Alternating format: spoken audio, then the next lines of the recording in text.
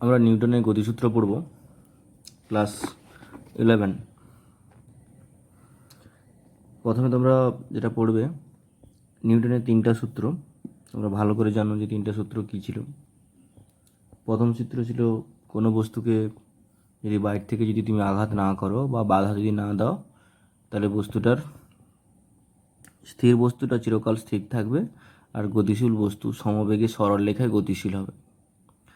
2 নম্বর ছিল ভরবেগের পরিবর্তনের হার প্রযুক্ত বলের সমানুপাতিক।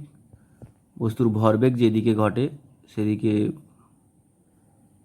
বস্তুর বলও সেদিকে ক্রিয়া করে। 3 নম্বর ছিল প্রত্যেক বস্তুর প্রত্যেক ক্রিয়ার সমান ও বিপরীত প্রতিক্রিয়া আছে। একটা বস্তুর উপরে ক্রিয়া করলে আর একটা বস্তু তার উপরে প্রতিক্রিয়া বল ক্রিয়া করে। তো এই জিনিস তোমরা জানো। এখান থেকে আমাদের কিছু নতুন জিনিস আছে। প্রথমে এই জিনিসগুলো আমি আর ডিটেলস ব্যাখ্যা করছি না, তোমরা বিভিন্ন ক্লাসে পড়েছো। প্রথমে যেটা আছে দেখো, আমি যেটা পড়াচ্ছি ভরবেগ। ভরবেগ কাকে বলে না, ভর এবং বেগ এদের যে গুণফল তাকে বলা হয় ভরবেগ। কোনো বস্তুর ভর এবং বেগ এই দুটোর সমন্বয়ে বস্তুতে যে গতীয় ধর্মের সৃষ্টি হয় তাকে বলা হয় ভরবেগ।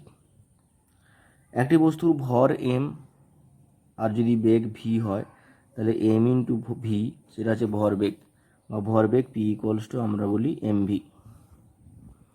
এখান থেকে একক মাত্রা নির্ণয় করতে পারি, ভরের একক এবং বেগের একক। সিজিএস পদ্ধতি কী হবে না, গ্রাম সেমি পার সেকেন্ড, আর এসআই পদ্ধতিতে KG metre per second. CGS আর এসআই পড়লেই হবে। মাত্রা, ভরবেগের মাত্রা মানে হচ্ছে ভরের মাত্রা ইন্টু বেগের মাত্রা। ভরের মাত্রা হচ্ছে এম আর বেগের মাত্রা এল টি টু দি পাওয়ার -1, একসঙ্গে করলে M L T to the পাওয়ার -1। এটা ভরবেগের মাত্রা। এবার দেখো, তোমরা বল পড়েছো, জাড্য ধর্ম পড়েছো। বলের ক্ষেত্রে একটু বলে দিই। বল তোমরা জানো। বল কি না, বল হচ্ছে একটা বস্তুর উপরে তুমি যেটা প্রয়োগ করলে বস্তুটার স্থির বস্তু গতি অবস্থায় আর গতীয় বস্তু স্থির অবস্থায় পরিণত হয়, তার জাড্য ধর্মের পরিবর্তন ঘটে। একটা বস্তুর ওপরে যেটা প্রয়োগ করলে বস্তুটির জাড্য ধর্মের পরিবর্তন ঘটে সেটা হচ্ছে বল। সেই বলের ক্ষেত্রে আমরা একক পড়ব। বলের সিজেস একক ডাইন, এসআই একক নিউটন, আর এখানে 1 নিউটন মানে হচ্ছে 10⁵। 1 নিউটন সমান হচ্ছে 10⁵ ডাইন। আর বলের মাত্রা হচ্ছে ml (10⁻²). বল ফোর্স, যার মাত্রা হচ্ছে ml (10⁻²). জাস্ট এই জিনিসগুলো একটু মনে রেখো। এরপরে দেখো নির্দেশতন্ত্র। দেখো, তোমরা আগে পড়েছো যখন ভেক্টর করেছিলাম। নির্দেশতন্ত্র কি না, একটা বস্তুকে যদি তুমি বল প্রয়োগ করো, কোনো বস্তুর উপরে যদি তুমি বল প্রয়োগ করো, একটা বস্তু যদি কোনো একটা দিকে গতিশীল হয়, সাপোজ ধরো এদিকে একটা বস্তু গতিশীল, কত বেগে গতিশীল, সাপোজ ভি বেগে। আচ্ছা, দরকার নেই, ধরো 50 কিলোমিটার/আওয়ার বেগে একজন বাইক আরোহী এদিকে গতিশীল। তাহলে এর যে 50 কিলোমিটার/আওয়ার বেগ, এটা কার সাপেক্ষে না, এটা হচ্ছে স্থির রাস্তার সাপেক্ষে। আবার যদি গতিশীল, এর একই দিকে যদি 10 কিলোমিটার/আওয়ার বেগে যদি কোনো সাইকেল আরোহী যায়, তাহলে সাইকেল আরোহীর সাপেক্ষে এর বেগ কত হবে না, সাইকেল আরোহীর সাপেক্ষের বেগ হচ্ছে 50 - 10 সমান হচ্ছে 40 কিলোমিটার/আওয়ার। এখানে এই স্থির রাস্তাটাও নির্দেশতন্ত্র, আর 10 কিলোমিটার/আওয়ার বেগে যে সাইকেল আরোহী যাচ্ছে এটাও নির্দেশতন্ত্র। যদি 10 কিলোমিটার/আওয়ার এই বেগটা যদি সবসময় যদি কনস্ট্যান্ট থাকে, যত দূর যাক না কেন এর বেগটা যদি সবসময় 10 কিলোমিটার/আওয়ার হয়, তাহলে এই যে নির্দেশতন্ত্র, এই নির্দেশতন্ত্রকে বলা হয় স্থির নির্দেশতন্ত্র বা জড়ত্বীয় নির্দেশতন্ত্র। এই নির্দেশতন্ত্রকে বলা হয় স্থির নির্দেশতন্ত্র বা জড়ত্বীয় নির্দেশতন্ত্র। আর এখানে যে এই স্থির রাস্তা, এও তো স্থির নির্দেশতন্ত্র বা জড়ত্বীয় নির্দেশতন্ত্র। আবার দেখো, যদি কোনো বস্তু যখন গতিশীল হচ্ছে, এই যে ধরো 10 কিলোমিটার/আওয়ার বেগে এর সাপেক্ষে নির্ণয় করছি, এখানে 10 কিলোমিটার/আওয়ার যদি বারবার পরিবর্তন হয়, ধরো প্রথমে 10 কিলোমিটার, তারপরে 20, তারপরে ধরো 15, 20, 30, 25, এরকম যদি বেগটা পরিবর্তন হয়, অর্থাৎ স্থির বেগে যদি গতিশীল না হয় তখন যে নির্দেশতন্ত্র, সেই নির্দেশতন্ত্রটাকে বলছি অজড়তীয় নির্দেশতন্ত্র। মানে এক্ষেত্রে যার সাপেক্ষে আমরা বেগটা নির্ণয় করছি সেটা ত্বরণ বা মন্দন নিয়ে গতিশীল হয়। মানে ত্বরণ বা মন্দন নিয়ে গতিশীল কোনো ব্যক্তি বা বস্তুর সাপেক্ষে যদি আমরা কোনো বস্তুর গতি, স্থিতি ইত্যাদি নির্দেশ করি, তখন এই যে ত্বরণ বা গতিশীল যে তন্ত্রটা সেটা হচ্ছে অজড়তীয় নির্দেশতন্ত্র। অজড়তীয় নির্দেশতন্ত্র, বেগটা যদি পরিবর্তন হয়। আর যদি স্থির থাকে বা সমবেগে গতিশীল হয় তখন যে নির্দেশতন্ত্র, সেই নির্দেশতন্ত্রকে বলছি আমরা অজড়তীয় নির্দেশতন্ত্র। আমরা নিউটনের গতিসূত্র পড়েছি যে প্রথম, দ্বিতীয়, তৃতীয় তিনটা সূত্রই অজড়তীয় নির্দেশতন্ত্রে প্রযোজ্য। নিউটনের তিনটি গতিসূত্রই অজড়তীয় নির্দেশতন্ত্রে প্রযোজ্য। নিউটনের তিনটি গতিসূত্র অজড়তীয় নয়, জড়তীয় নির্দেশতন্ত্রে প্রযোজ্য। ভুল ছিল। নিউটনের গতিসূত্রগুলো জড়তীয় নির্দেশতন্ত্রে প্রযোজ্য। এর এমসিকিউ পড়ে, শর্ট কোশ্চেন পড়ে করবে। এরপর আমরা যাচ্ছি বলের ঘাত।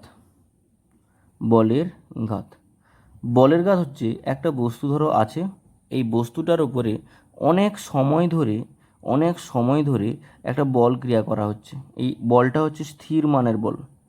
স্থির মানের বল কথার অর্থ এই বলের মান পরিবর্তন হবে না, বলের মানটা কনস্ট্যান্ট। একটা বস্তুর ওপরে একটা স্থির মানের বল যদি অনেকটা সময় ধরে ক্রিয়া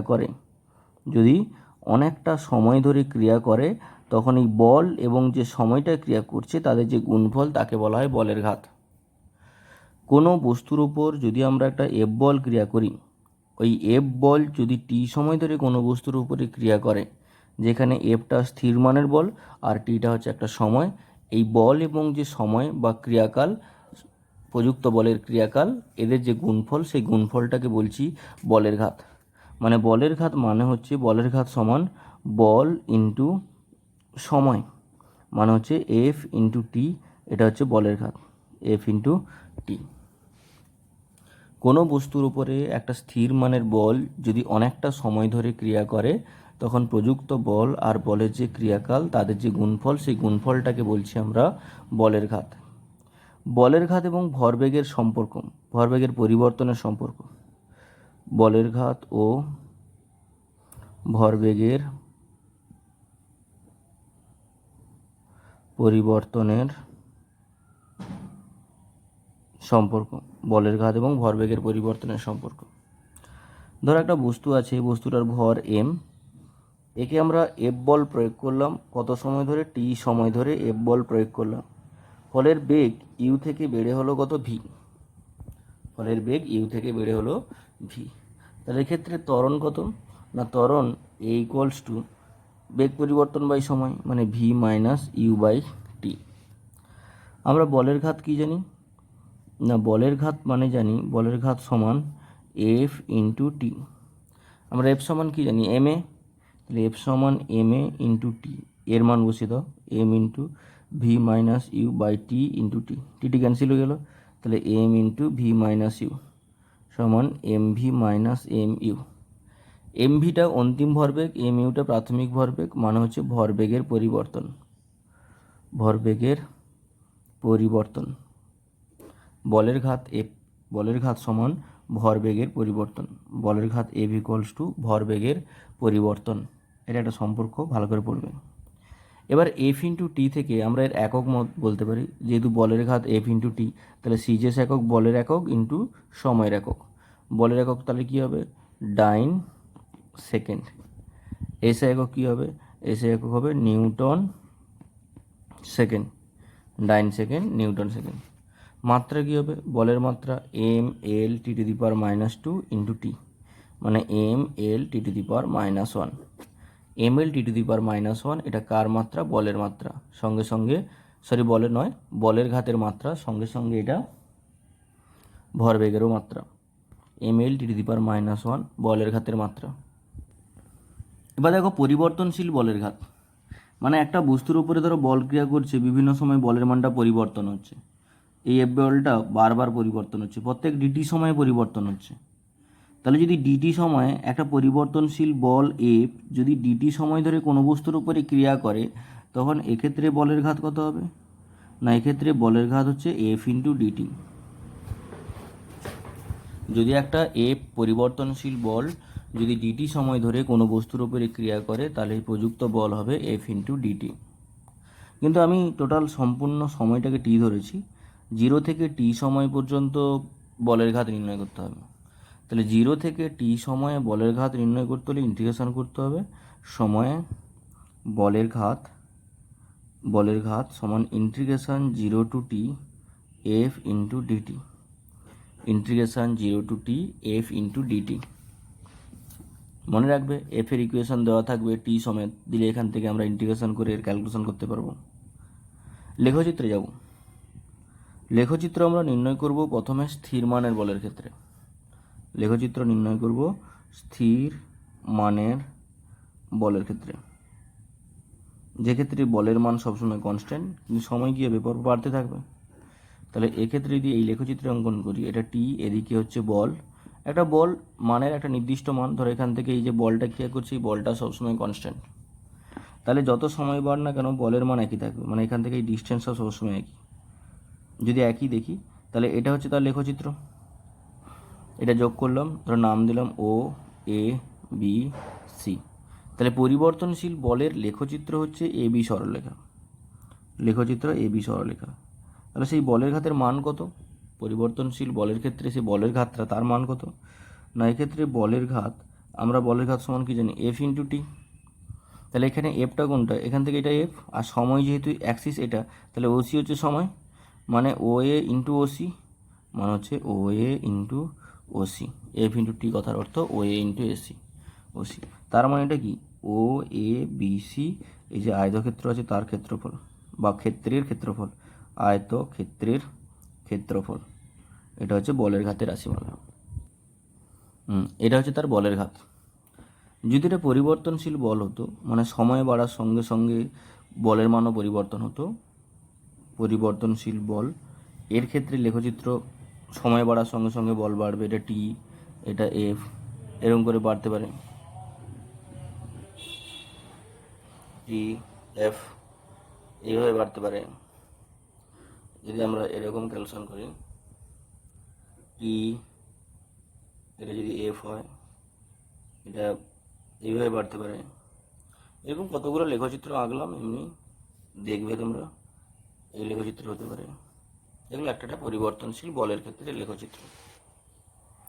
এবার দেখো বলের ঘাত পড়েছি, এবার হচ্ছে ঘাত বল। ঘাত বলটা হচ্ছে জাস্ট ফোর্স, মানে আমরা যেটাকে বল জানি সেটা হচ্ছে ঘাত বল। একটা বস্তু থাকবে, সেই বস্তুর ওপরে একটা বৃহৎ মানের বল ক্রিয়া করবে, একটা বৃহৎ মানের বল ক্রিয়া করবে।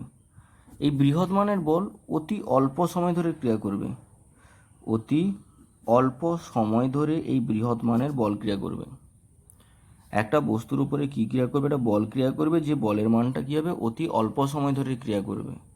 তাহলে অতি অল্প সময় ধরে যদি কোনো বৃহৎ মানের বল কোনো বস্তুর উপরে প্রযুক্ত হয়, তখন ওই যে বলটা, ওই বলটাকে বলছি আমরা ঘাত বল। কোনো বস্তুর উপরে একটা বৃহৎ মানের বল যদি অল্প সময় ধরে ক্রিয়াশীল হয়, তখন যে বলটা ক্রিয়া করে সেই বলটাকে বলছি আমরা ঘাত বল। মানে আমরা অরিজিনালি যেটাকে বল জানি, এতদিন পর্যন্ত আমরা জেনে এসেছি যেটা ফোর্স, সেটাই হচ্ছে ঘাত বল। এই ঘাত বলের উদাহরণ তোমরা জানো, দেওয়ালে পেরেক মারা। ধরো দেওয়ালে তুমি পেরেক হাতুড়ির সাহায্যে পিটবে, তাহলে ওই হাতুড়ি আর যে পেরেক, এই যে সংস্পর্শ সময়টা অতি অল্প সময়, কিন্তু পেরেক দেখো দেওয়ালের মধ্যে চলে যাচ্ছে, মানে এক্ষেত্রে বৃহৎ মানের বল ক্রিয়া করে, তাই এখানে বৃহৎ ত্বরণ সৃষ্টি হয়। দেখো ওই যে ফুটবল খেলা হয়, ফুটবলে কিক মারা, দেখো ফুটবল আর পায়ের যে টাচিং যে সময়টা অতি অল্প সময়, কিন্তু বল কত দূর চলে যাচ্ছে, মানে এটা হচ্ছে ঘাত বল। ক্যারাম গুটিতে, ক্যারাম খেলার সময় স্ট্রাইকারের সাহায্যে গুটিকে যে আঘাত করা, ওটা ক্রিকেট বল ব্যাটের সংস্পর্শ, এগুলো প্রত্যেকটা একটা একটা ঘাত বলের উদাহরণ। তোমরা পড়বে, এখান থেকে পার্থক্য নির্ণয় করতে হতে পারে ঘাত বল বলের ঘাতের।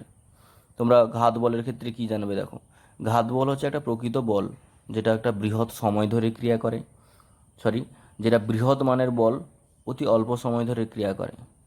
আর বলের ঘাত কি না, বলের ঘাত হচ্ছে বল এবং সময়, মানে অনেকটা বেশি সময় ধরে ক্রিয়া করবে এবং একটা স্থির মানের বল ক্রিয়া করবে, এটা মূল পয়েন্ট। প্রথমে ঘাত বল হচ্ছে এফ, আর বলের ঘাত হচ্ছে এফ ইন্টু টি।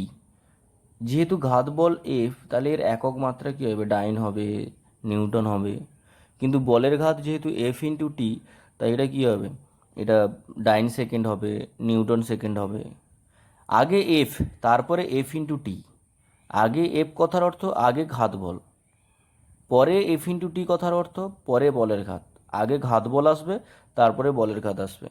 ঘাত আছে বলে বলের ঘাত আছে, তাই ঘাত হচ্ছে কারণ আর বলের ঘাত হচ্ছে তার ফল। বলের ঘাত হচ্ছে ভরবেগের পরিবর্তন। বলের ঘাত সমান ভরবেগের পরিবর্তন, আমরা আগে পড়েছি। আর ঘাত বলের ক্ষেত্রে যেহেতু বৃহৎ পরিমাণে বল ক্রিয়া করা হয়, তাই এক্ষেত্রে বৃহৎ ত্বরণ সৃষ্টি হয়। এই পয়েন্টগুলো তোমরা রেডি করে নেবে। এবার আমরা পড়ছি মসৃণ কপিকলের অনুভূমিক গতির ক্ষেত্রে সুতোর টান। একটা অনুভূমিক টেবিল দেখাচ্ছি এটাকে। ধরো এখানে একটা বস্তু আছে, ধরো ক্যাপিটাল এম ভরের বস্তু। এই বস্তুটাকে অনুভূমিক দিকে গতিশীল করব। তার জন্য এখানে একটা কপিকল লাগিয়ে দিয়েছি। কপিকলের সাহায্যে একটা সুতোকে কী করা হয়েছে, এখানে ঝুলে দেওয়া হয়েছে, যেটা একটা স্মল এম ভরের আর একটা বস্তুকে ঝুলে দেওয়া হয়েছে। এই ক্যাপিটাল এম ভরের বস্তুকে অনুভূমিক দিকে গতিশীল করার জন্য আমরা কি করেছি, এই যে সুতোটা লাগিয়েছি, সুতোটা হচ্ছে ভরহীন, মসৃণ এবং অপ্রসার্য। অপ্রসার্য মানে প্রসারণ হবে না, প্রসারণ নেই এমন একটা সুতো, যাকে কি করা হয়েছে, কপিকল সি এর মাধ্যমে একটা সুতোর সাহায্যে ঝুলিয়ে দেওয়া হয়েছে। কাকে, স্মল এম ভরের একটা বস্তুকে ঝুলিয়ে দেওয়া হয়েছে। এখানে স্মল এম ভরের একটা বস্তুকে ঝুলিয়ে দেওয়া হয়েছে। এটা গতিশীল করব কিন্তু এটাকে এইভাবে অনুভূমিক দিয়ে গতিশীল করব, আর সুতোর সাহায্যে যুক্ত করেছি, তাহলে বস্তুটা কোন দিকে ধরলাম, এও নিচের দিকে গতিশীল হবে। এটা নিচের দিকে গতিশীল হবে। এর ওজন কত, এর ওজন এদিকে এমজি। এর তো ওজন এখানে তলের ওপরে আছে, কোনো ক্রিয়া করবে না, ওজন এমজি। একটা বস্তুর নিচের দিকে ওজন ক্রিয়া করছে মানে তার বিপরীত দিকে একটা টান ক্রিয়া করবে, একটা বল ক্রিয়া করবে, যেটাকে বলছে এখানে টান। আর মনে রাখবে, টান সবসময় আলম্ব বিন্দুর দিকে ক্রিয়া করে। টান সবসময় আলম্ব বিন্দুর দিকে ক্রিয়া করে। এখানে আলম্ব বিন্দু এটা, এই আলম্ব বিন্দুর দিকে টান ক্রিয়া করছে। যেহেতু একটাই সুতো, তাহলে এরও টান কোন দিকে ক্রিয়া করবে, আলম্ব বিন্দুর দিকেই টান ক্রিয়া করছে এবং সমানভাবে ক্রিয়া করবে, যেহেতু দুটো বস্তুর সঙ্গে কপিকলের সাহায্যে একটাই সুতো যুক্ত আছে। এই নিচের দিকে গতিশীল যেহেতু এ ত্বরণ নিয়ে, তাহলে এ যেহেতু একটাই সুতো যুক্ত, তাই এর অনুভূমিক ত্বরণ হচ্ছে এ। এখন যেটা প্রশ্ন হচ্ছে, এই বস্তুটা নিচের দিকে নামছে, এই বস্তুটার উপরে দুটো বল ক্রিয়া করছে দুদিকে, একদিকে টি বল ক্রিয়া করছে, এদিকে এমজি ক্রিয়া করছে। এই টিটাই সুতোর টান নির্ণয় করব। তাহলে এই দুটোর মধ্যে বড় কি, এই দুটোর মধ্যে এমজি বড়। যেদিকে বস্তুটা গতিশীল সেদিকটা বড় হবে, এমজি বড়, এখানে টি ছোট। তাহলে এই যে নিচের দিকে নামছে, এর লব্ধি বল কত, না লব্ধি বল হচ্ছে এমজি ইন্টু টি। আমরা এখানে সমস্ত ক্যালকুলেশনগুলো কার ফর্মুলায় করব না, আমরা নিউটনের দ্বিতীয় গতিসূত্র জানি না, এফ সমান এম এ, সেই এফ সমান এম এ ফর্মুলায় বসাবো।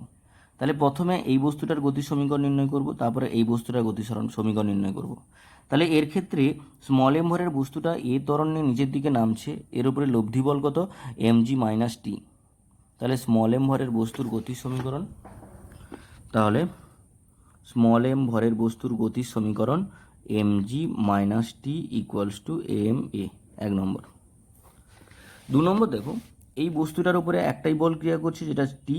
এদের যে সংস্পর্শ তলে ঘর্ষণ বল আছে সেটাকে উপেক্ষা করছি, মসৃণ তল। তাহলে টি equals two capital M A. তাহলে এক্ষেত্রে টি equals two capital M A, 2 নম্বর।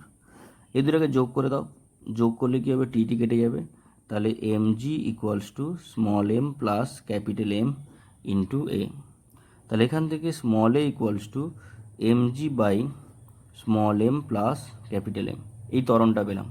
কিন্তু আমাদের নির্ণয় করতে হবে কি, সুতোর টান, যেটা নির্ণয় করব সুতোর টান ক্যাপিটাল টি ইকুয়ালস টু, আমরা এই 2 নম্বর সমীকরণে বসে দেবো, ক্যাপিটাল টি সমান ক্যাপিটাল এম এ। তাহলে এখান থেকে স্মল এর মান বসে দাও।